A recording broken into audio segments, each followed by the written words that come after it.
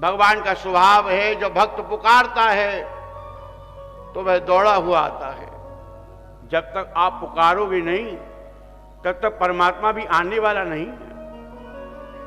जैसे माता ये देखती है कि बालक खेल रहा है तो खेलने दो, और जब तक बालक रोता नहीं है तब तक उसे दूध नहीं पिलाती, भोजन नहीं देती।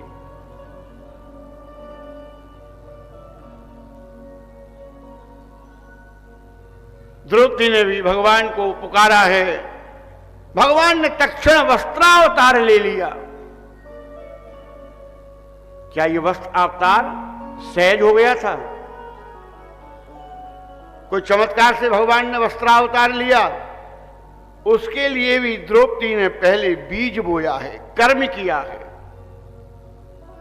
प्रतिफल के रूप में आज उसकी लाज बचाने के लिए भगवान को वस्त्र अवतार लेना पड़ा है।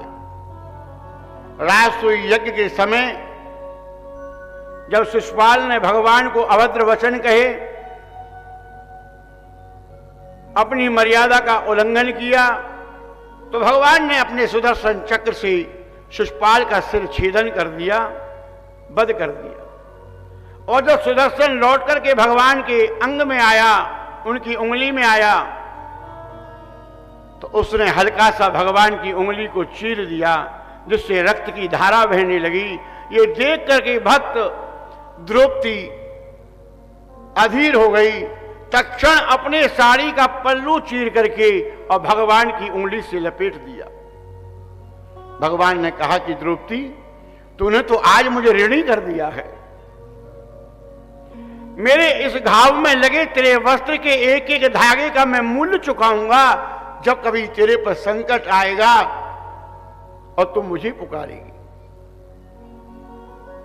दूत क्रीड़ा के समय सभा के मध्य दुशासन जब द्रौपदी का चीरहरण कर रहा था, गंगा पुत्र भीष्म, महाराज धृतराष्ट्र, कृपाचार्य, द्रोणाचार्य आदि महाभट्ट वहां विराजमान थे, और स्वयं द्रौपदी के 5 वीर पति भी वहां उपस्थित थे, पर कोई भी सहायता के लिए आगे नहीं आया।